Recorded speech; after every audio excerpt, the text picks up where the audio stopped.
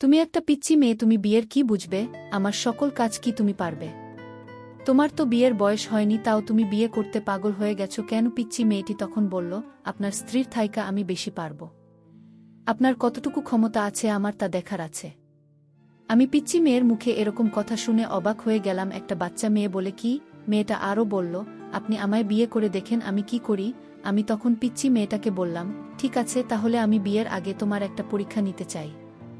যদি পাশ করো তাহলে আমি তোমায় বিয়ে করব। মেয়েটা বলল, আপনার যে কোনো পরীক্ষায় পাশ করতে পারব। তারপর আমি পিচ্চি মেয়েটাকে নিয়ে হোটেলে গেলাম। পিচ্চি মেয়েটাও রাতে আমার সাথে। আমার তো বিশ্বাস হচ্ছে না, কি করে সম্ভব এই বাচ্চা মেয়ের ধারা। বাকি ঘটনাটি গল্পটা বলছি। 2 দিনের ছুটিতে বাসায় এসে হতভম্ব হয়ে বসে আছি আমি, যাকে খালাতো বোন নিজের বোন বলে জেনে এসেছি। ছোটবেলা থেকে সেই পিচি আমার সাথে আমার মা আমার বিয়ে ঠিক করেছে, আর বলছে বিয়ে না করলে সে নাকি মরে যাবে। ও আচ্ছা, আমার পরিচয়টা দেই। আমি মানিক, বিসিএসএ প্রশাসন ক্যাডারের সহকারী কমিশনার পদে সেই 23 জনের মধ্যে একজন। যেখানে সরকারি চাকরি মানেই সোনার হরিণ, সেখানে বিসিএস প্রাপ্তরা হল হীরার খনি না, এটা আমার মতামত নয়। আমি বিসিএস পাওয়ার আগেও যেমন সাধারণ ছিলাম, এখনও তাই আছি। তবে মানুষজনের ভাবসাব এ নিজেকে অসাধারণ ভাবতে হয় খানিকটা। সে যাক ভেবেছিলাম এবার মাকে হাসানোর জন্য রাজি করাব। কিন্তু যখনই আমি হাসার কথা তুললাম, সাথে সাথে মায়ের চেহারা আগুনের মতো জ্বলে উঠল। আমি এবারও তাকে আমার ডিসিশন দিলাম না, কেবল তার ডিসিশনের জন্য কিছুক্ষণ দাঁড়িয়ে রইলাম। কিন্তু তারপর মা যা বলল তা তো অসম্ভব। আমার পিচ্চি খালাতো বোনকে আমি বিয়ে করব কিনা সেটা নিয়ে আমার মাথা ব্যথা নেই। আমার মায়ের মাথা ব্যথা হলো একজন আকাশ পার হওয়া মেয়ের সাথে আমার বিয়ের কথা ভাবতে পারাটা মায়ের কাছে অসম্ভব বলে মনে হতো। হ্যাঁ, ওর সাথে সম্পর্কের প্রায় 9 বছর হতে চল। এই 9 বছরের মেয়েটা আমার অসীম অবহেলা, সেও আমাকে ভালোবেসেছে। আমি রাতের পর রাত তাকে বলেছি আমি পড়া শেষ করে কল দিচ্ছি, থাম। তারপর আমি পড়তে পড়তে ঘুমিয়েছি। সে তার মতন অপেক্ষায় থেকেছে আমার। এসব তো বলছি না শেষ করার পর এর গল্প, তার আগেও এমন অনেক ঘটনা আছে যা এই মেয়েটা মুখ বুঝেই হয়ে গেছে। কেবল এতটুকুই বিশ্বাস রেখে দিন শেষে আমি তার। সে বয়স বাড়িয়েছে আমার জন্য, তার বাবার শাসন, মায়ের রাগ, বেশ খানিক সম্বন্ধ। বয়স পার হয়ে যাওয়ার দোহায় কোনো সমস্যা দেখিয়ে সে আমাকে ধরে রাখতে চায়নি, বরং সবসময় আমি যেটা পারবো না বলছি সে বলছে আমি জানি তুমি পারবে। মেয়েটা কিছু কারণে আমি উপেক্ষা করতেও পারিনি। বহুবার তার কথা ভেবে তাকে বলেছি তুমি বিয়ে করে নাও। তার সেই এক কথা, বিয়ে করলে তোমাকে করব নয়তো না। এই কথাটা খানিকটা স্বস্তি দিত আমাকে। আজকাল সে আমার উপেক্ষা সহ্য করে অবহেলা মেনে নেয়। যেতে চাইলে আটকায় না, করোনা ধরলে আর পরে কল দেয় না। নয়তো বছর অপেক্ষা করতে করতে মেয়েটার অপেক্ষা করার মতো কঠিন একটা রোগ হয়ে গেছে বোধ হয়। আমি জানি মেয়েটা কষ্ট পায়, রাতভর কাঁদে, সমাজের সব কথা, বাড়ি থেকে বিয়ের চাপ, সবটা হাসি মুখে মেনে নিয়ে মেয়েটা খুব ক্লান্তি বোধ করে। মাঝে মাঝে আমাকে বলে, মানি কিছু কথা ছিল। আমি জানি কি কথা, তবে মায়ের আপত্তির কথা বারবার তাকে শোনাতেও ভালো লাগে না আমার। তাই প্রায় দিন তার কোলে ভয় করি। হঠাৎ একদিন কল করে বলি, আর বলো না, খুব ব্যস্ত ছিলাম একদিন। তারপর সে নরমভাবে বলে, আমি জানি তো বিসিএস ক্যাডারের অনেক রকমের ব্যস্ততা থাকে। যাই হোক, পরের ক্লাসের জন্য বসে আছি, সময় হয়ে গেছে, রাখছি বলে কেটে দেয়। কথা বাড়ায় না আসে। আগে ঢাকা থেকে বাড়িতে আসলে তার জন্য সময় বের করে দেখা করতাম, আজকাল সেটাও কমিয়ে দিচ্ছি। মায়ের কিছু কথার প্রভাব আমার উপরে পড়ে গেছে। 28 বছর একটা মেয়ের জন্য বিশাল ব্যাপার। এখন আর হাসনাকে আমার ভালো লাগে না তেমন, হয়তো তাকে দেখার জন্য যে আমি ছটফট করতাম সেই আমি, তাই আজকাল আর তাকে দেখতে চাই না। কেন নাকি টাকা ইনকাম আর ক্যারিয়ার হওয়ার পরে মানুষের চিন্তাভাবনা আচমকাই বদলে যায়। আজকাল এসব আজব চিন্তা ভাবনা মাথায় ঘুরতে থাকে সবসময়। কিন্তু সে সবকে আমি সময় দিই না। ঘাড়ে চড়ে বসার একটা সুকটান দেওয়ার তাগিদে বাসা থেকে বের হলাম। তারপর অনেক দিন পরে এক মুহূর্তের জন্য হাসনাকে ছাড়া অন্য কাউকে নিয়ে ভাবতে শুরু করলাম। আকাশ মেঘলা হয়ে আসলো, হয়তো একটু পরে বৃষ্টি শুরু হবে। আমি স্কুলের পাশের মাঠে বসে একা একা অন্য কাউকে নিয়ে ভাবছি। স্কুল ছুটির পরে বৃষ্টিতে কত ভিজেছি আমরা না, এটা আমার মনে পড়তো না। সদ্য কিছু ছেলে মেয়েকে দেখেছি ভিজতে ভিজতে বাসার দিকে যেতে। 1-2টা বেনি করা মেয়ের দিকে চোখ যেতেই তার লাজুকতা দেখে বুঝলাম পাশের ছেলেটাকে সে খুব ভালোবাসে। কিন্তু এই মেয়েটা কি জানে প্রতিষ্ঠিত হওয়ার পরে ছেলেটাকে ছেড়ে দেবে, এই ভেবে কিছুটা মন খারাপ হয়ে গেল। তারপর মনে হলো আচ্ছা আমিও একই কাজ করেছি। অতঃপর আর সেখানে বসে থাকলাম না। ঘড়িতে সময় তখন 2:30। হাসিনাকে এখন স্কুলে গেলে পাওয়া যাবে। আমি সোজা ওর স্কুলের উদ্দেশ্যে চলে গেলাম। সেখানে চাকরি করে আজ প্রায় 5 বছর। গেটের সামনে রিকশা থামতেই হাসিনার সাথে আমার চোকাচোকি হলো।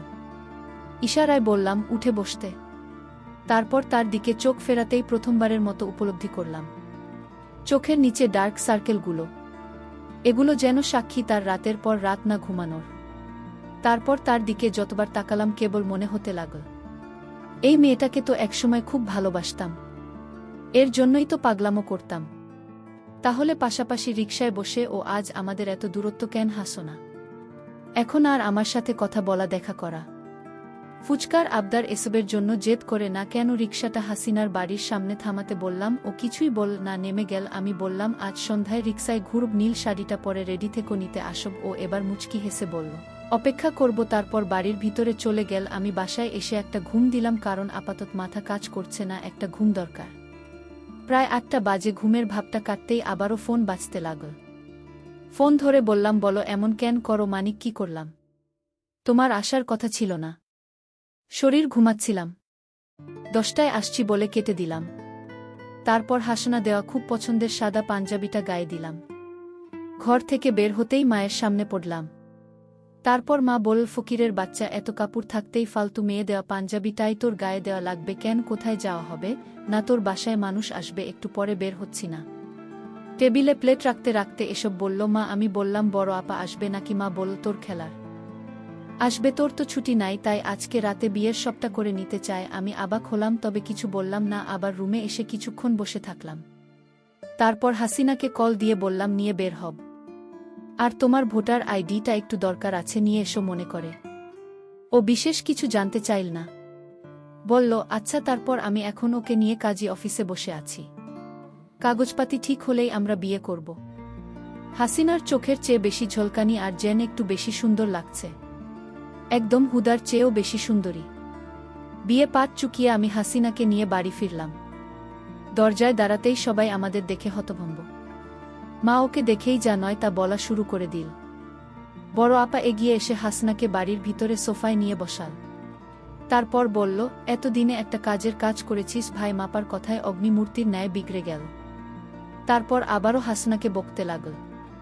তখন আমি বলা শুরু করলাম মা, এই যে তোমার বড় মেয়ে, তার বয়স কত করে বিয়ে দিয়েছিলে? যেন 27, তাও নাকি আপা তোমার কাছে ছুটি ছিল? পাড়া প্রতিবেশী কিছু বললে তার উপরে ঝাঁপিয়ে পড়তে না করনি? অথচ আমার কত কত সময় ফিরে গেছে, মনে আছে তোমার? তবু তুমি বলতে আমার মেয়ে এখনো বুড়ি হয়নি, ওর আরও ভালো ঘরে বিয়ে দেব। তারপর একদিন আবার বিয়ে হয়ে গেল।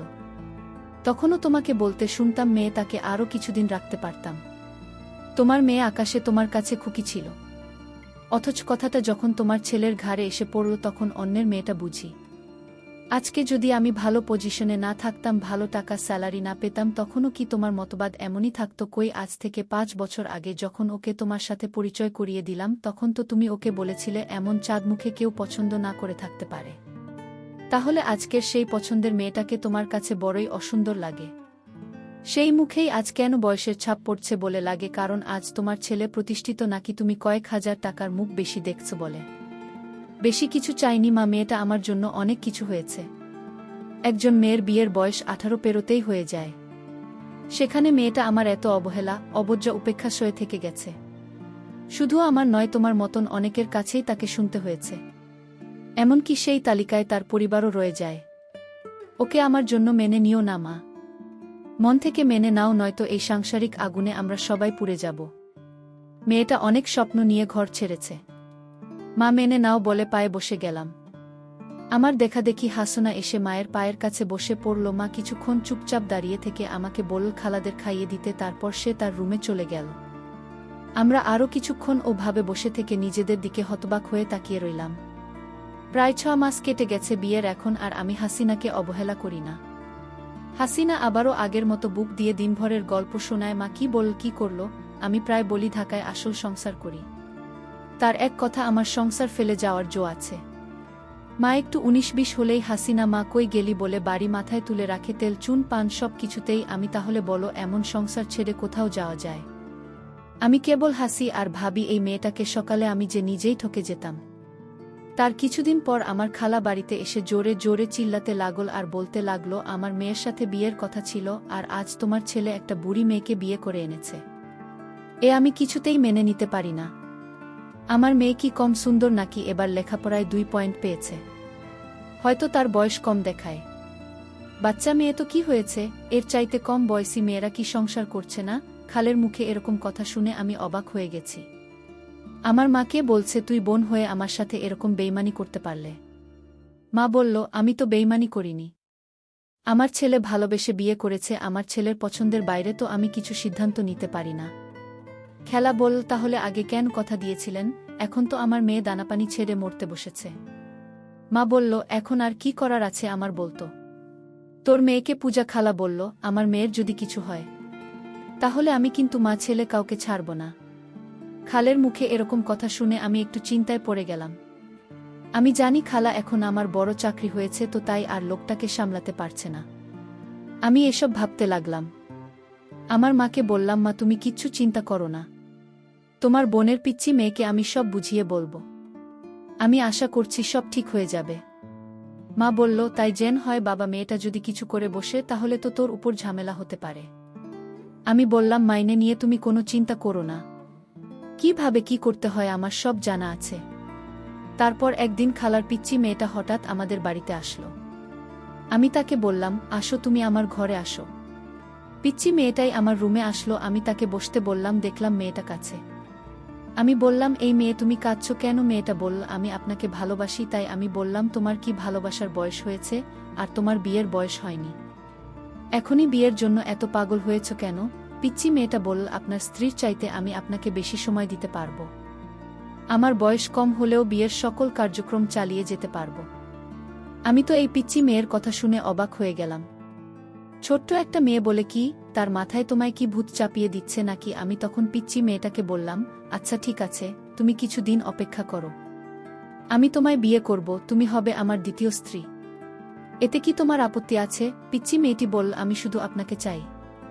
বিয়ের 1 মাস পর আমায় বিদায় দিয়ে দিলেন, তাও আমাকে বিয়ে করুন, নইলে আপনাকে ছাড়া আমি বাঁচতে পারবো না। পিচ্চি মেয়ে এসব কি বলে 1 মাস পর চলে যাবে, তাও তাকে বিয়ে করতে হবে? আমি তো কিছুই বুঝছি না, মেয়েটির মাথায় কি সমস্যা আছে নাকি? আমি মেয়েটাকে বললাম তোমার 1 মাস হলেও চলবে, আর তুমি কিন্তু ছোট, তুমি আমার সকল চাওয়া পূরণ করতে পারবে কি? পিচ্চি মেয়েটা বলল একবার আপনার দায়িত্ব দিয়ে দেখেন আমি পারি কিনা। মেয়েটির প্রত্যেকটা কথা আমার কাছে অদ্ভুত বলে মনে হচ্ছে। দিচ্ছি মেয়ের মুখে এসব কথা মানায়। আমি বললাম ঠিক আছে, আমি তোমাকে পরীক্ষা করতে চাই। মেয়েটা বল কি পরীক্ষা করবেন? আমি বললাম আমি যে তোমাকে বিয়ে করব সেটা আপাতত আমার স্ত্রীকে জানানো যাবে না, বিয়ে হয়ে গেলে পরে জানলে কোনো সমস্যা নাই, কিন্তু আগে যদি তুমি আমার পরীক্ষায় পাশ করতে পারো তাহলে আমি তোমাকে বিয়ে করতে পারবো।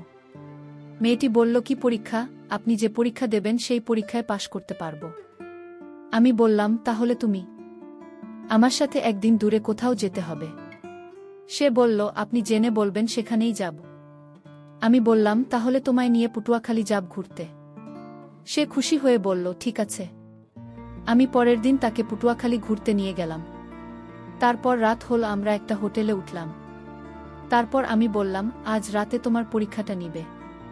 আমি বললাম আচ্ছা তুমি আমায় সত্য করে বলো তো, তুমি কি কাউকে ভালোবাসো? সে বলল বাসি আপনাকে। আমি বললাম এটা মিথ্যা, তুমি অন্য একটা ছেলেকে ভালোবাস, তাই না? সে বলল না, আমি আপনাকে ছাড়া কাউকে ভালোবাসি না।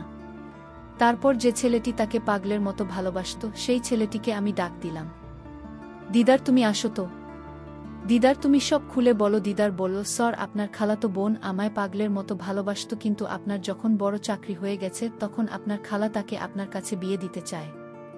আপনার খালা বল দরকার হয় একদিনের জন্য ওকে বিয়ে কর, কারণ তার সম্পত্তির ভাগ আমি চাই। আপনার খেলা একজন লোভী মানুষ। আমি তখন পিচ্চি মেয়েটাকে বললাম এসব কি বলেছে ছেলেটি? পিচ্চি মেয়েটি বলল আমার কোনো দোষ নাই, সকল দোষ আমার মায়ের, কারণ আমি মায়ের পরামর্শে আমি আপনার সাথে বিয়ের নাটক করতে বাধ্য হয়েছি, আপনি আমাকে ক্ষমা করে দেন। আমি দিচ্ছি মেয়েটাকে বললাম আমি তোমায় মাফ করতে পারি। তবে আমি তোমাকে 2 বিঘা জমি তোমার নামে বিক্রি করে দিলাম। আর সেই টাকাটা দিয়ে তোমরা দুজন বিয়ে করে সুখে থাকো। আমি বুঝি ভালো স্যার। কি মর্মপিচ্চি মেয়েটি বলল, আপনি আমাকে ক্ষমা করে দেন। প্রিয় বন্ধুরা, গল্পটি ভালো লাগলে অবশ্যই কমেন্ট করে জানাবেন। আর নিয়মিত এমন আলাদা স্বাদের গল্প শুনতে ভিডিওটিতে লাইক এবং চ্যানেলটিকে সাবস্ক্রাইব করে সাথেই থাকুন। আর হ্যাঁ, নোটিফিকেশন বেলটি অল করে রাখবেন, যাতে পরবর্তী গল্প সবার প্রথমে আপনাদের কাছে পৌঁছে যায়। ধন্যবাদ বন্ধুরা, ধন্যবাদ সবাইকে।